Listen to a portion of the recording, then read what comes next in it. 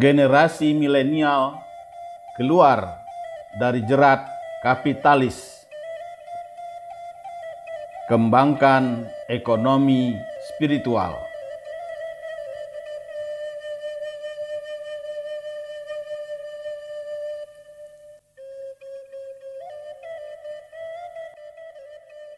Assalamualaikum warahmatullahi wabarakatuh. Salam bahagia untuk sobat-sobatku semua. Semoga Anda tetap sehat, tetap ceria, dan selalu bersemangat dalam menjalani kehidupan ini. Selamat jumpa lagi di kanal kesayangan kita bersama.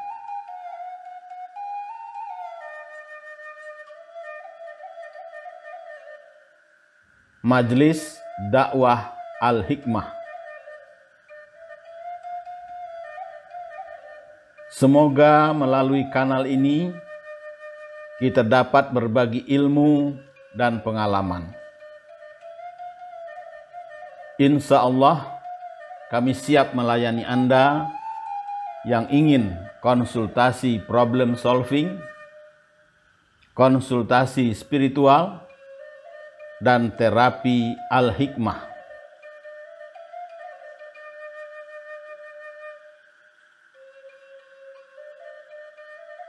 Sobat-sobatku yang dikasih sayangi Allah, tidak bisa dipungkiri terjadinya krisis keuangan global saat ini merupakan bukti gagalnya sistem ekonomi kapitalis. Karena itulah Indonesia yang secara tidak langsung merupakan bagian dari ekonomi kapitalis harus mewaspadai dampak dari krisis global ini.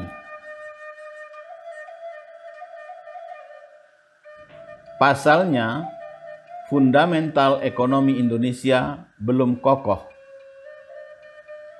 Setidaknya hal itu dapat kita lihat adanya ketimpangan dalam struktur perekonomian Indonesia.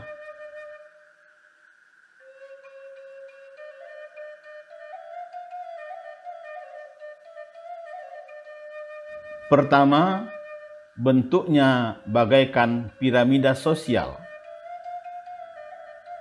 Di puncaknya sekelompok kecil pengusaha besar, pengusaha asing, dan BUMN yang menguasai sekitar 90% ekonomi nasional.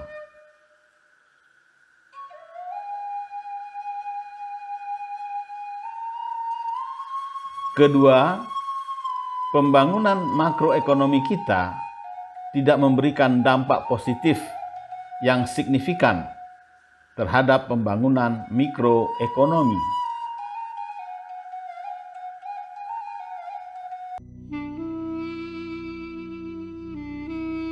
Sehubungan dengan hal tersebut, melalui paparan ini, kami mengajak generasi milenial sebagai agen perubahan untuk keluar dari cengkraman kapitalis. Mari kita kembangkan sistem ekonomi yang berbasiskan spiritualitas. Sobat-sobatku yang dikasih sayangi Allah,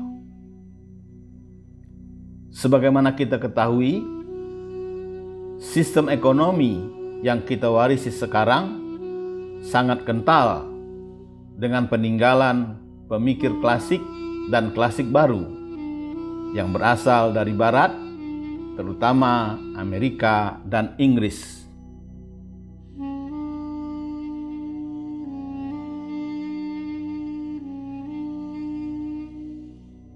Maka sistem perekonomian Indonesia yang berkembang saat ini cenderung bercorak sistem kapitalis.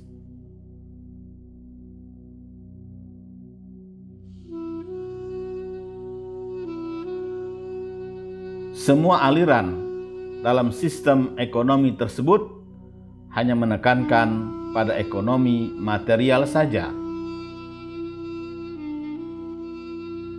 belum memikirkan bahwa di samping dunia yang kita jalani hari ini, masih ada dunia lain yang perlu akan dilakoni.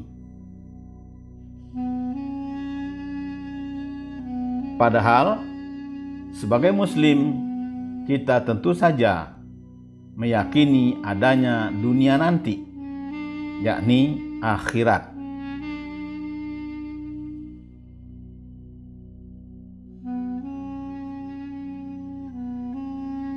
Dalam sistem kapitalis, tidak dikenal adanya hukum sebab akibat antara dunia kini dengan dunia nanti atau akhirat dalam kegiatan ekonomi.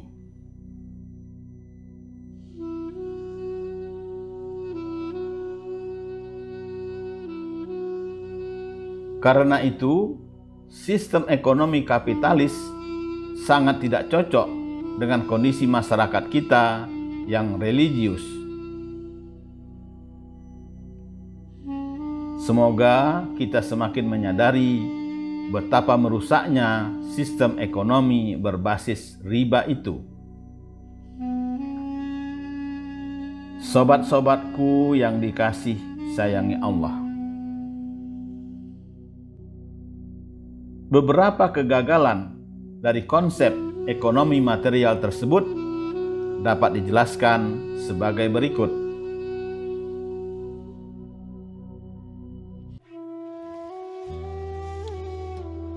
Pertama, pasar yang dibentuk berdasarkan permintaan dan penawaran semata. Kedua, mengejar untung sebesar-besarnya dengan modal sekecil-kecilnya. Ketiga, persaingan bebas. Keempat, globalisasi. Kelima, industrialisasi yang membayar buruh sangat rendah.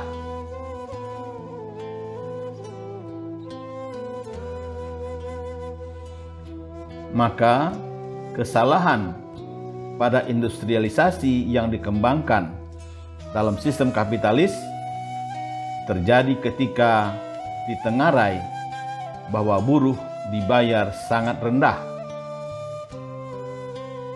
sehingga majikan memeras keringat buruhnya.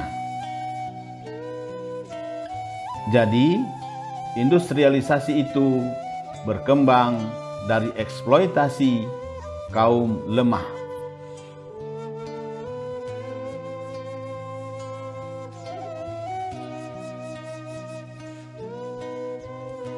Sobat-sobatku yang dikasih sayangi Allah, marilah kita kembali ke jati diri bangsa yang berdasarkan ketuhanan yang Maha Esa, termasuk dalam ekonomi.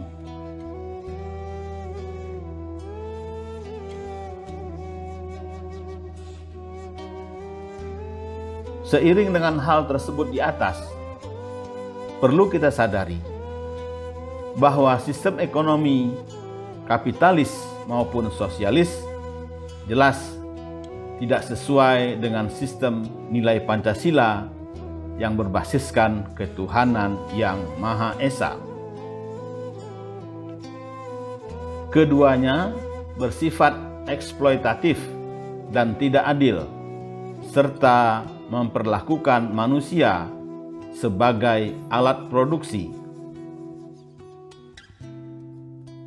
Kedua sistem itu juga terbukti tidak mampu menjawab tantangan ekonomi, politik, sosial, dan moral di zaman sekarang.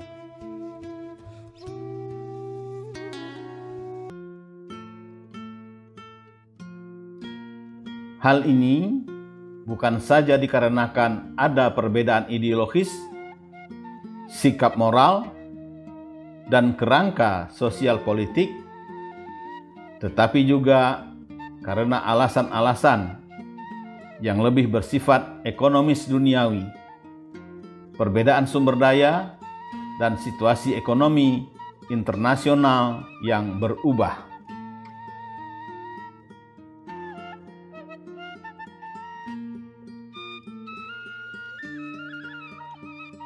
Teori pembangunan seperti yang dikembangkan di Barat banyak dipengaruhi oleh karakteristik unik dan spesifik.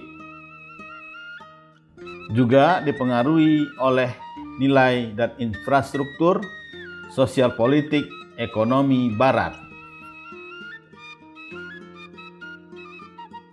Sobat-sobatku yang dikasih sayangi Allah,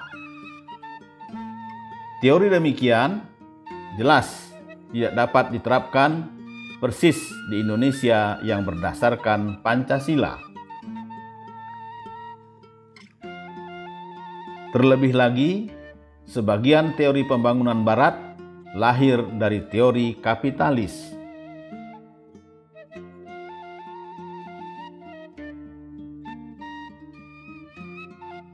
Karena kelemahan mendasar inilah, maka teori tersebut tidak mampu menyelesaikan persoalan pembangunan di bumi Nusantara ini.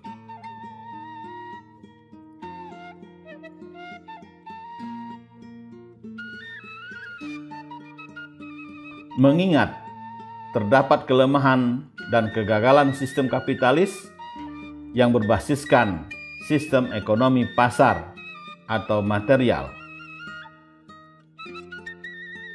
maka satu alternatif pemecahan yang perlu dikaji adalah penggunaan sistem ekonomi spiritual dalam memecahkan persoalan ekonomi regional dan nasional.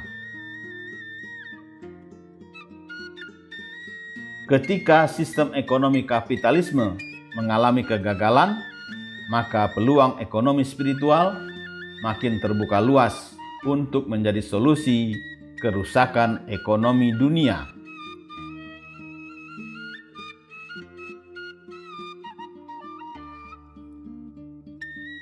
Sobat-sobatku yang dikasih sayangi Allah, kita harapkan para ilmuwan dan terutama para praktisi ekonomi Islam saat ini dapat memanfaatkan peluang besar yang sangat strategis itu dengan jihad iktisadi atau perjuangan ekonomi dan ijtihad yang lebih kreatif dan inovatif dalam koridor syariah ilahiyah.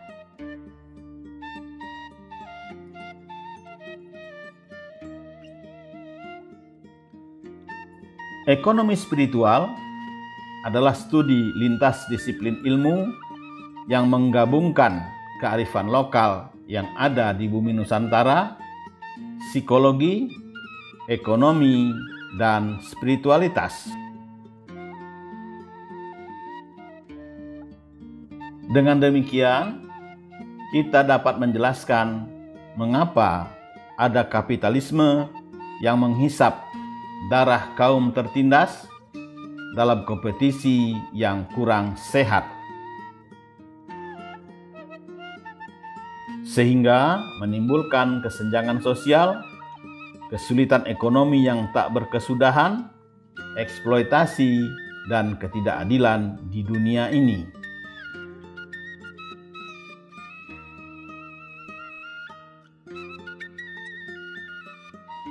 Ekonomi spiritual menjelaskan mengapa metode ekonomi saat ini tidak dapat melakukan apapun untuk menyelesaikan masalah ini. Mengungkapkan sumber sebenarnya dari masalah ekonomi kita dan menjelaskan satu-satunya solusi faktual yang dapat menciptakan ekonomi yang melayani semua orang.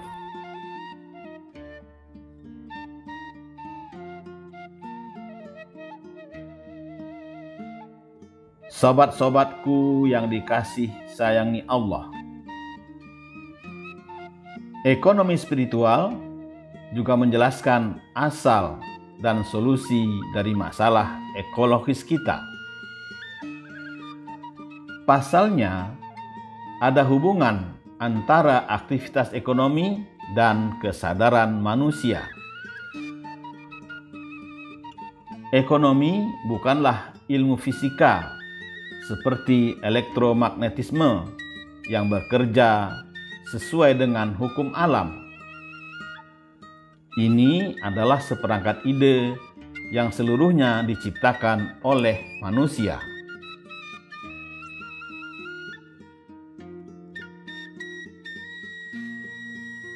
Sisi paling penting dari persamaan ekonomi karena itu adalah sisi manusia.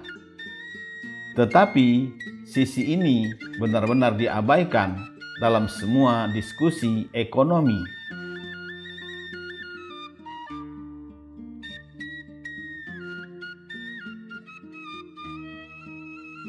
Padahal aktivitas ekonomi manusia tidak hanya untuk memenuhi kebutuhan fisiknya, sandang, papan, dan pangan, tetapi juga manfaat spiritual. Manfaat spiritual tidak hanya terkait dengan agama, namun mencakup pula aktivitas sosial. Maka dengan ekonomi spiritual, pengusaha tidak hanya mempertimbangkan pendapatan yang diperoleh fokus pada hal-hal yang bersifat duniawi, tetapi terdorong pula untuk menerapkan nilai-nilai spiritual dalam kegiatan usaha.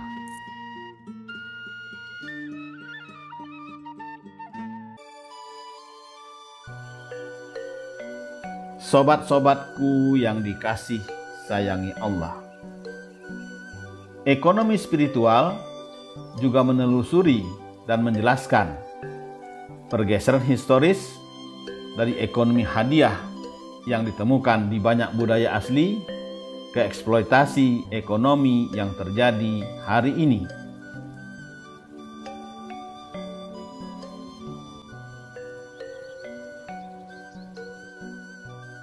Ekonomi spiritual menganalisis perilaku ekonomi sebagai fungsi kesadaran manusia dan menjelaskan perkembangan kesadaran menggunakan konsep-konsep dari pandangan dunia spiritual transformatif. Maka, ekonomi spiritual dapat menjelaskan perilaku manusia sebagai makhluk spiritual yang hidup di dunia material. Ini semua sangat berhubungan erat dengan kegiatan ekonomi. Karena itu, ia menawarkan perspektif ta'awun atau tolong-menolong yang sepenuhnya absen, berbeda, bahkan bisa bertolak belakang dari semua analisis ekonomi lainnya.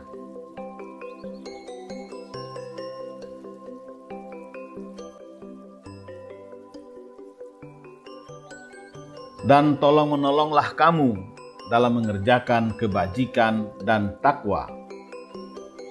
Dan jangan tolong-menolong dalam berbuat dosa dan pelanggaran. Dan bertakwalah kamu kepada Allah, sesungguhnya Allah amat berat siksanya. Quran Surat Al-Ma'idah ayat 2.